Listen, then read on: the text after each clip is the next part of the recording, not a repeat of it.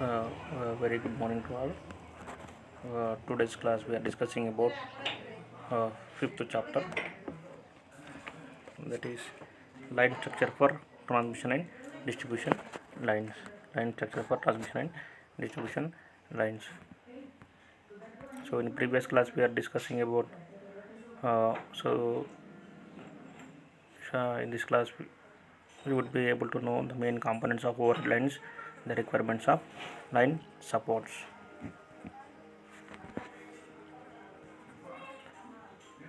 So what are the factors influencing the selection of the line supports? So here it is the main components of overhead line, the requirements of line supports, the factor influence the selection of the line supports. The line structures or supports are very essential parts, and it plays a very important role in the power system to transmit the electrical energy. So in the remote area to the consumer premises. So because of this, we are transferring the energy from one place to another place. The line structures are used. The transmission and distribution lines are vital links between generating power station and consumers or customers. The transmission lines carry power at high voltages such as 66 kV, 132 kV, 220 kV or 400 kV over a long distance from generating stations to the major load centers. The power is supplied to the various consumers, both domestic and industrial, from the secondary substation by means of distribution lines. The distribution of power is also carried out by means of underground cables. So in this chapter we are discussing about 11 kV and 400 kV overhead distribution lines. So these are the overhead lines, and these are the insulators, conductors and cross arms and towers. So what are the main components of overhead line? So these are the different components of overhead line. It supports or poles or towers, conductors, insulators, guy wire, cross arms and clamps,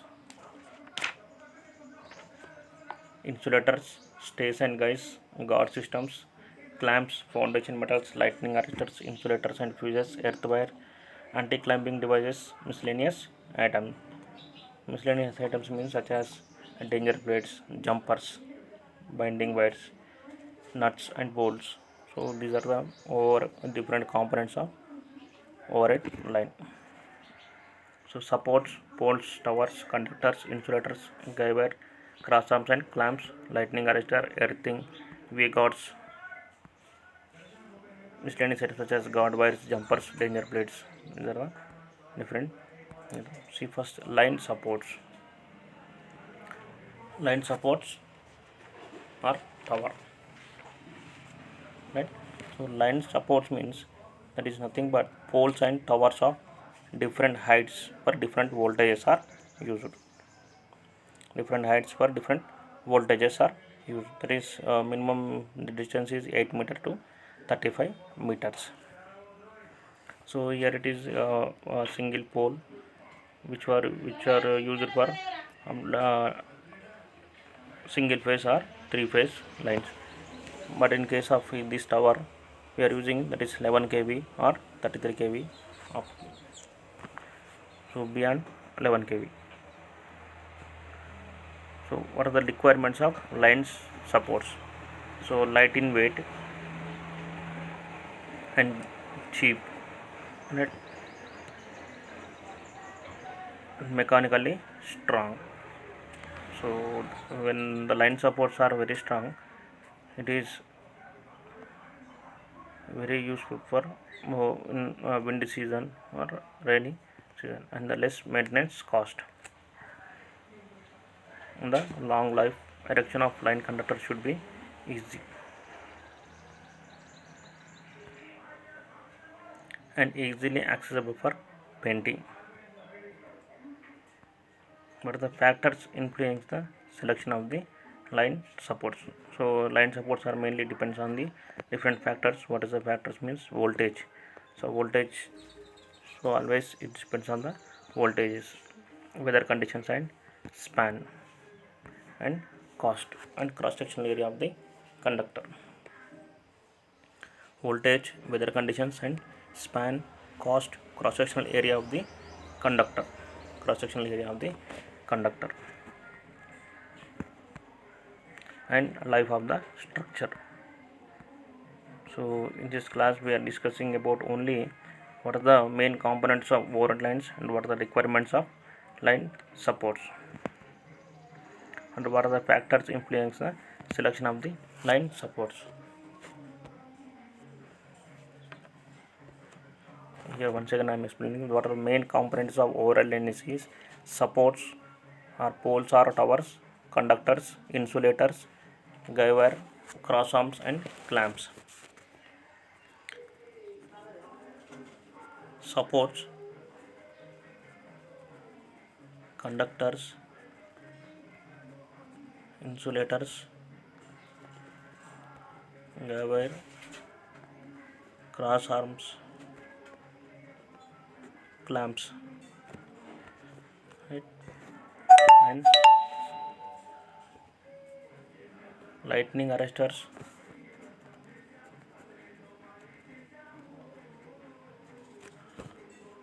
earthing,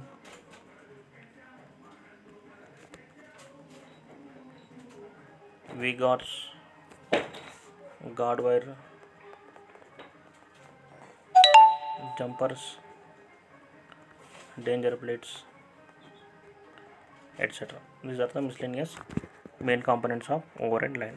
So these are the line supports and towers. The line supports are mainly depends on the voltage. The poles and towers are different heights for using for different voltages. So what are the requirements of line supports? Light in weight, cheap, mechanically strong, less maintenance cost.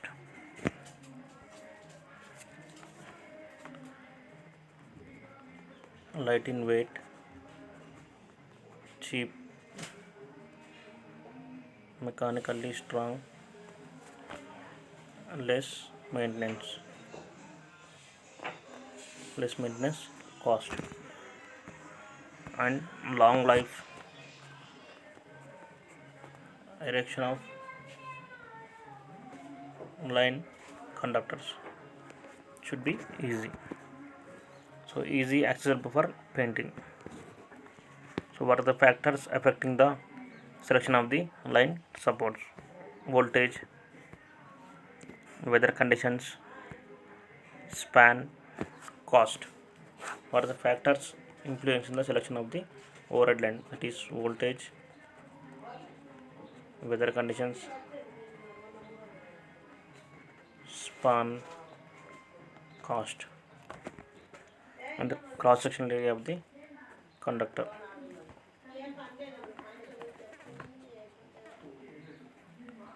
Cross section area of the conductor and life of the structure.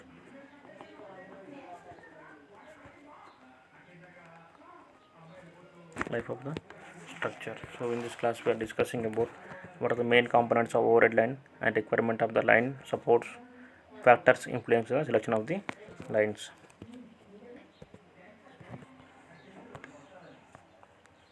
So already we are studied about this and different types of line supports and what are the advantages and disadvantages of various line supports. What are the types of line supports?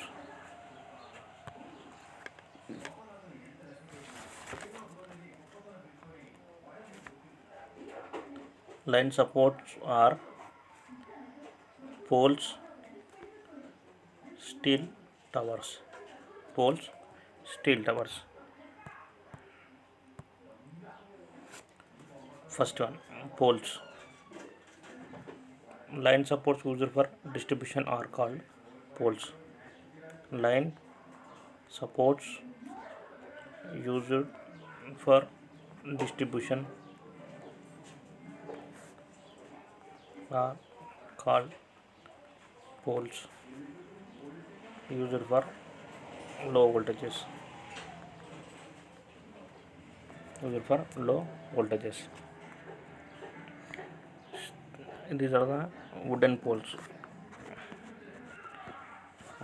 Now we are here not using the wooden poles, we are using only steel pole or concrete poles. Nowadays we are using only concrete poles. Wooden poles, what the advantage of wooden poles is, it is very light in weight and cheap, provides insulation. So wood has main insulator, and erection is very easy. What are the disadvantages of wooden poles? It's insects the affects the poles. Insects means insects affects the poles, and life is very short. Withstand less weight. It withstand a very less weight. Insects means cheda chedalwa. Right? It is life is very short. Withstand less weight.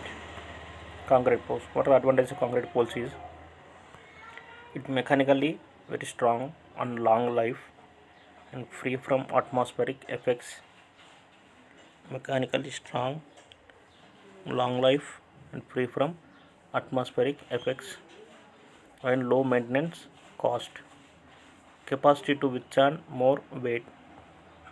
So compared to wooden pole, the concrete poles have more capacity to withstand, and mechanically it will be very strong.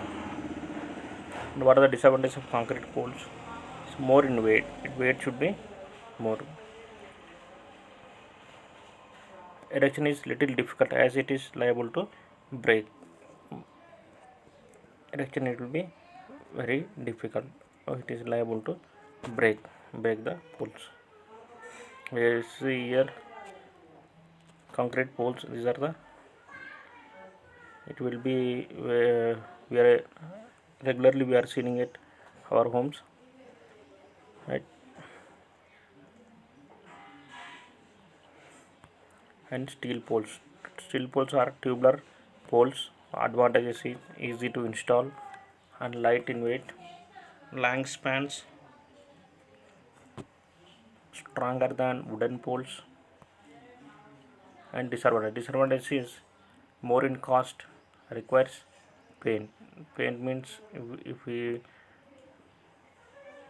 not using the paint, no, it will be rusting for steel poles. So it is the steel pole. In olden days we are seeing this type of poles. Steel rail pole. So H type cross sectional view. It occupies less small area. Disadvantages, cost is very heavy. Steel towers. Line support used for high voltage transmission and distribution. Lines are called steel towers. Pole is nothing but line support used for distribution are called pole. That steel towers means line is supports used for high voltage transmission and distribution lines are called steel towers. Fabricated with steel angulars at the site itself. Fabricated with steel angulars at the site itself. Tall structures. The structure of the steel tower will be very tall, useful for crossing fields, valleys, rivers, railway lines. So in between the railway lines there will be a like steel towers. We are using steel towers or rivers, crossing fields. So these are the steel towers. So yeah, we oftenly see that generally these are the steel towers and having 6 conductors. Here it is only 3 conductors, right? Advantage of steel poles, steel towers is strong structures and large spans, mechanically strong, long life, withstand high wind velocities. Long structures, large spans, mechanically strong, and long life, withstand high wind velocities. And disadvantage of steel towers. These are the advantages. Advantage is strong structures, large spans, mechanically strong, and long life, and withstand high wind velocities. Disadvantage of steel towers is it very costly and requires paint. Why we are using the paint means, so rust, mean rust steel is nothing but a rust problem, right? So in this class we are discussed about types of line supports and what are the advantages and disadvantages of various line supports. Types of lines means towers, steel tower, wooden tower, concrete poles, and what are the advantages and disadvantages of various line supports.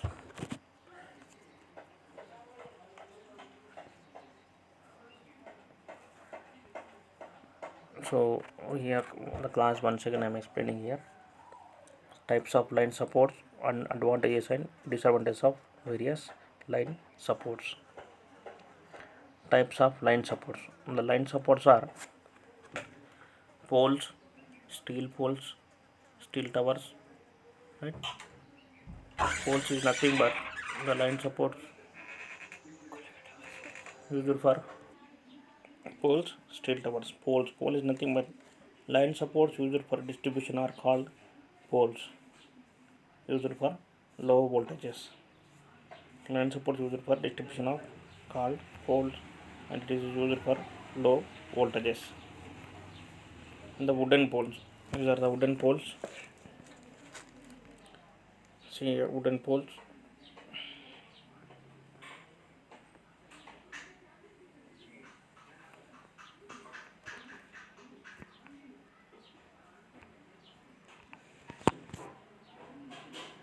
So these are the cross arms, and these are the insulators, right? And this is the line supports. This is the wooden pole.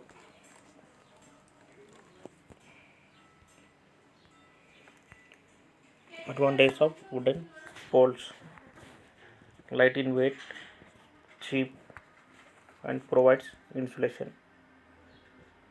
Light in weight, cheap, and provides insulation. Erection will be very easy in wooden poles. What the disadvantage of wooden poles means? It affects the pole, so the life will be very short. Withstand very less weight. So concrete poles. Advantage of concrete poles is it mechanically strong and long life, free from atmospheric effects, low maintenance cost, and capacity to withstand more weight. So these are the different advantages, that is mechanically strong, long life, free from atmospheric effects, low maintenance cost, capacity to withstand more weight. These are the advantages, and disadvantages are more in weight, and erection is little difficult as it is liable to break. Erection is more little difficult in concrete poles. So these are the concrete poles.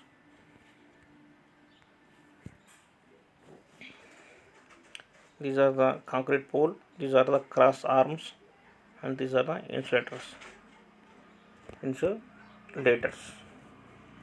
Insulators means which does not allow the current.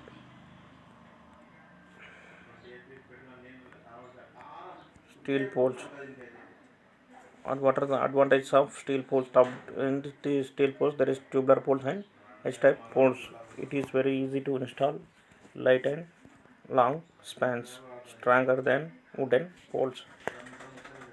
And disadvantages is more in cost and requires paint. If you are not giving the paint, so it will be a rusting problem for steel poles.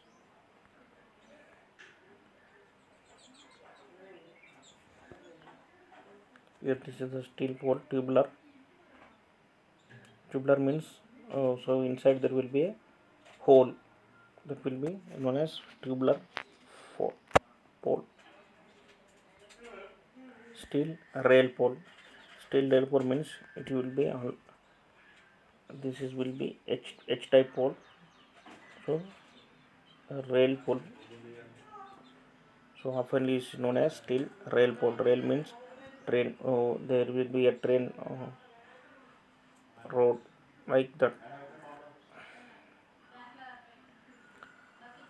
So steel rail or rolled steel of H cross section. For the advantages of rail poles, that is occupies small area, and disadvantage is very heavy, costly. Steel towers means line supports used for high voltage transmission and distribution lines are called steel towers. Line supports used for high voltage transmission and distribution, the lines are called steel towers, and fabricated with steel anglers at the site itself. Fabricated with steel anglers at the site itself, and tall structures, and useful for crossing fields, valleys, rivers, railway lines. So steel towers means line support used for high voltage. Mainly steel towers are used for only high voltages transmission and distribution lines, and fabricated with steel anglers at the site itself. Tall structures and used for crossing valleys, fields, rivers, railway lines. Steel towers. These are the steel towers. This is the tower, and these are the insulators. And these three are conductors, right? And advantage of steel towers: strong structures, large spans, and mechanically strong and long life. Mechanically strong structures, large spans, mechanically strong and long life, withstand high and wind velocities. Withstand high wind velocities. But the disadvantage of steel towers are it is very costly and requires paint. If we are not using the paint, so it will be a rusting problem for steel poles. So till now we are discussed about types of line supports and advantage and disadvantage of the various line supports. So in this class, so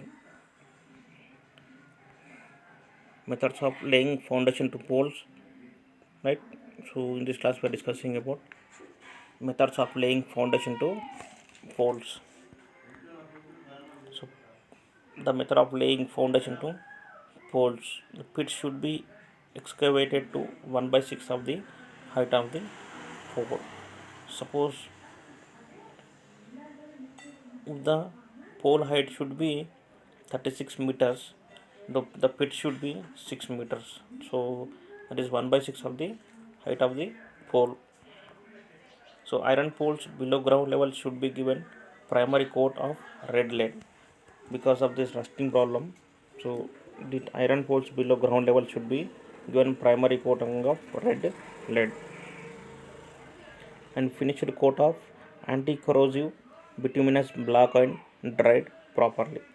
So finished coat of anti-corrosive bituminous block and dried properly. And pole complete with all fittings should be erected and aligned properly. Once the pole is laying foundation is completed, so there is no need to carrying the pole. So pit black filled with earthen layers with sufficient ramming and watering, right? So erection arrangement of concrete poles.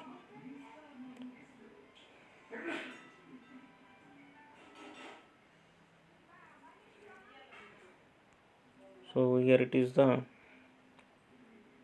pit.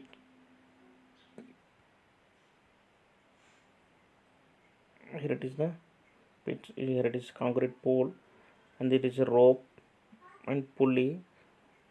Right.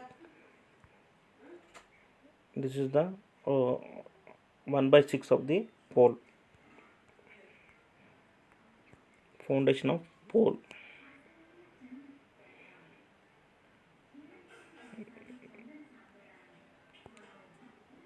See here. Suppose here it is the height of the pole, and it is the 1/6 of the pole. So pole and concrete foundation to poles. So 1/6 height is 9.14 meter from top to bottom, and now the height is 7.32 meters. The height is 7.32 meters. The ground to height, top level to ground level. Here it is 9.14 meters, and it is 7.32 meters. So approximately 1/6 of the height should be gone to the earth underground.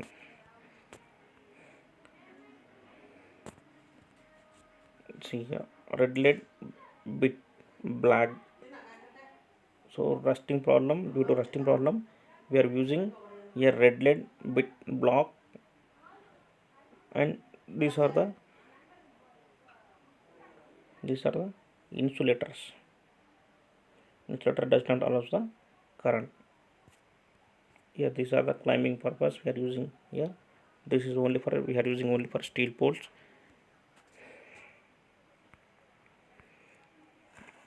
All bolts should be provided with washer perfectly,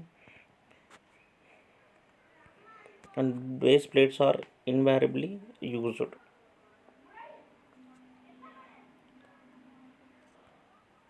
In case of RCC poles, base concrete to a thickness of 1/6 meter should be used.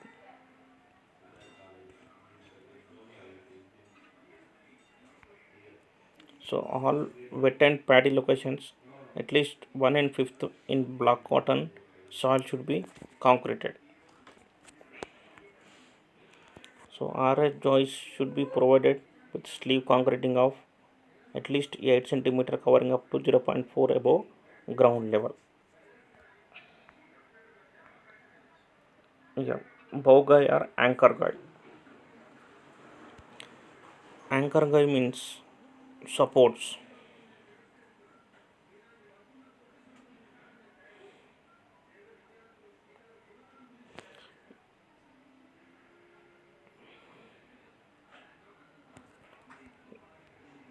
See here, suppose it is the pole.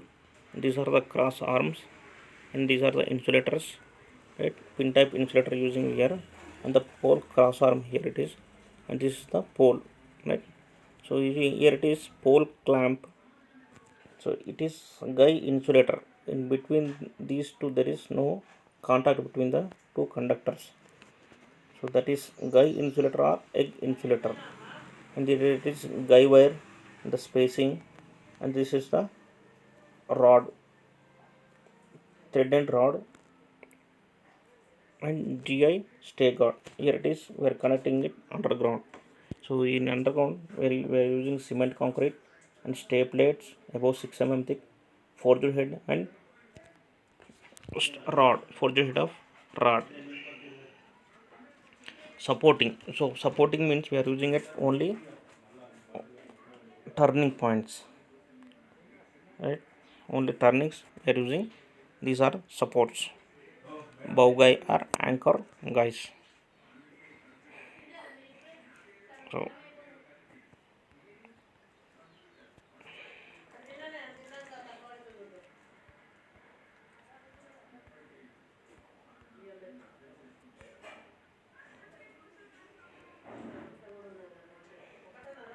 Here these are the insulators, and this is the guy wire. This is insulator bow. This is the anchor plate, right?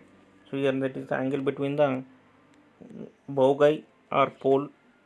Bow guy and pole is 15 degrees minimum, greater than 15 km. So every 15 kV there is one insulator. Breaking load of 9090 kg high tension, 4000 kg for low tension. So this underground level should be up to 2 meters. And the fly guy, at places where space for the bow guy is insufficient, fly guys are fixed. Suppose there is no space between the bow guy, so we are using fly guy. So at places where the space for the bow guy is insufficient, fly guys are fixed. So here it is anchor guy and guy stub or foot pole.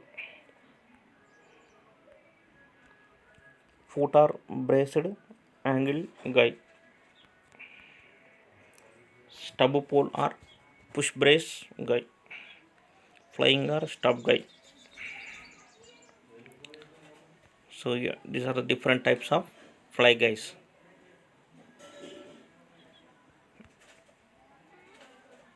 Actually, there is a cross arm anchor guy up to this point,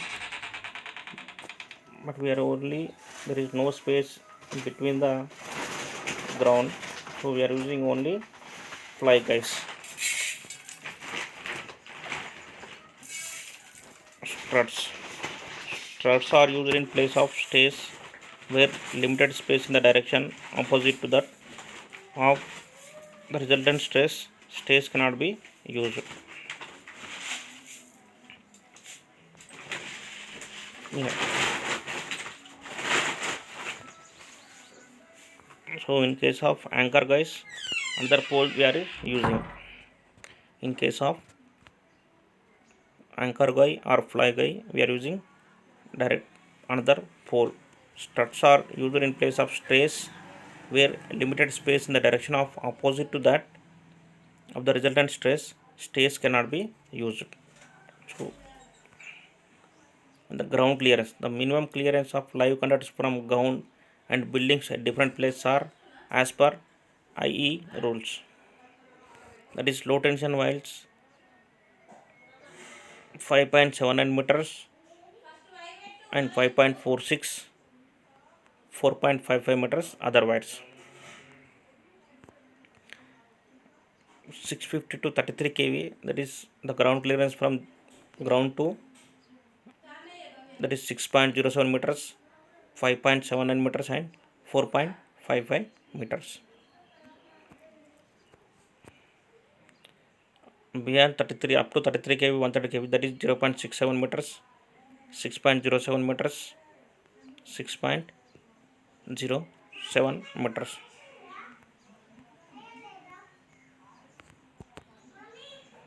130 to 220 kV, there is 7.012 meters, 7 meters approximately, that is 0.7 meters. See here the minimum ground clearance of live conductors from ground and buildings at different places, that is low tension wires, that is 650, below 650 we are using is low tension. Thus 5.79 means across any street, across AC means across any street, the AL means along any street, along any street, and 4.55 mm others erected elsewhere where we are erecting the conductors. See what is ground clearance means the distance between the conductors is known as conductor spacing. The spacing between the two conductors is known as conductors. So the distance between the ground and the lowest point of the conductor is known as the ground clearance. The distance between the ground and the lowest point of the conductor is known as ground clearance. With the increase of the conductor sag, the magnitude of the swing also increases, and proper care is to be taken to maintain the ground clearance under worst conditions. So minimum clearance should be, it follow the IE rules. That is,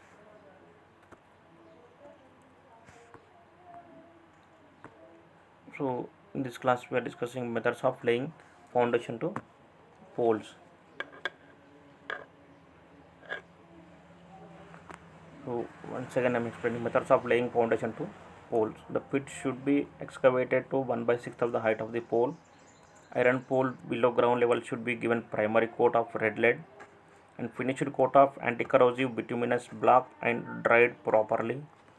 Pole complete with all fittings should be erected and aligned properly. Pit black filled with earth in layers with sufficient ramming and watering. Here this is the erection arrangement of concrete poles. The concrete pole height should be suppose 36 meters. The pit should be minimum 6 meters, 1/6 of the pole height. So this is the concrete pole and concrete foundation to poles. So this is suppose it is the height of this pole, only height of this pole should be 9.14 meter, right?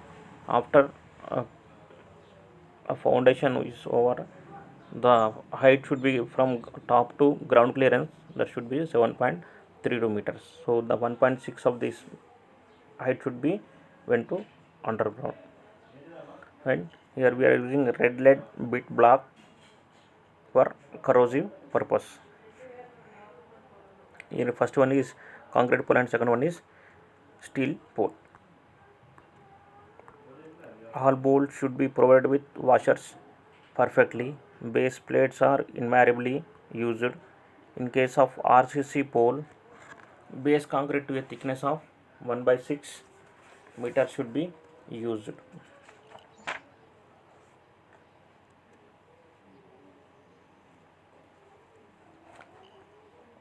All wet and padded locations, at least 1/5 in block cotton soil should be concreted.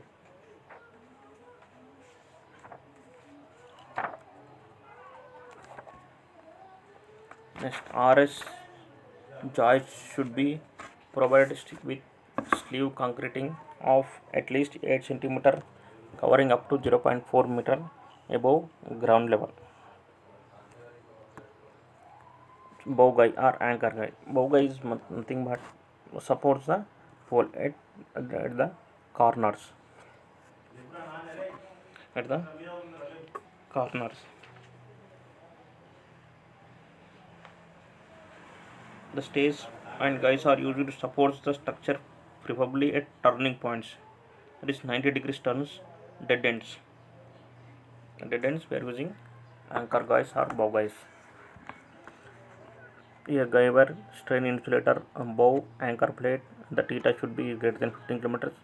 For each 15 kV, we are using one insulator, or up to 11 kV we are using one insulator. The breaking load of this 9090 kg for high tensions and the 4000 kg for low tensions. The fly guy is there is no space between the bow anchor guy or bow guy. It is insufficient. The fly guys are used. Fly guys mean the distance of this pole should be less. And foot or braced angled guy, stub pole or push brace guy, flying or stub guy. Here these are the different types of fly guys. Struts are used in place of stays where limited space in the direction opposite to that of resultant stays cannot be used. So we are using another poles. The poles is nothing but struts, anchor pole or fly pole. The ground clearance, the minimum ground clearance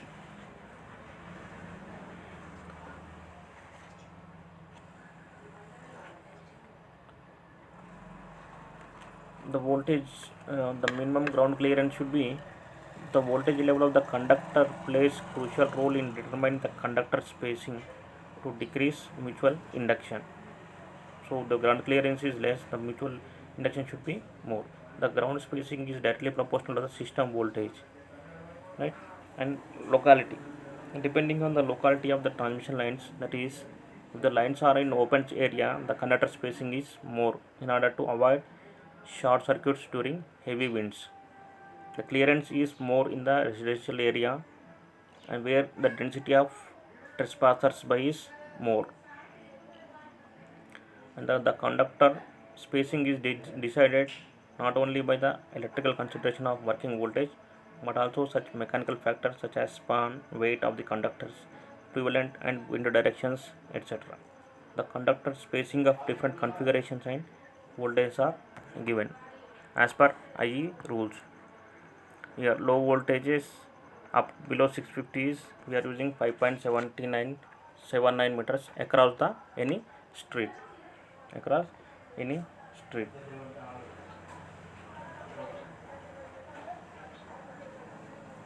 The distance between the conductors known in, yeah, here it is, we are the distance between the ground clearance and lowest point of the conductor is known as ground clearance. The distance between the ground and the lowest point of the conductor is known as ground clearance. With increasing of the conductor sag, the magnitude of the swing also increases and proper care is to be taken into maintain the ground clearance under worst conditions. For 650 to 33 kV, the across the 6.07 meters, that is approximately 20 inches, right? For extra high voltage line, approximately 6 point up to 132 kV 6.07, yeah.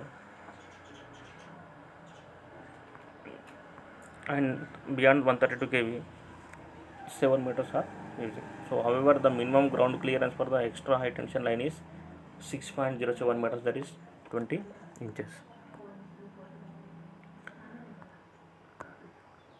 So we have discussed up to this is laying foundation to the poles and main components of overhead lines and line structures for transmission lines.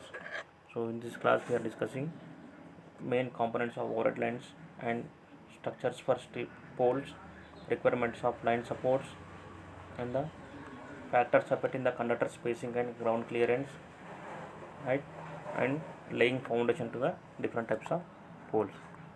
Okay, thank you.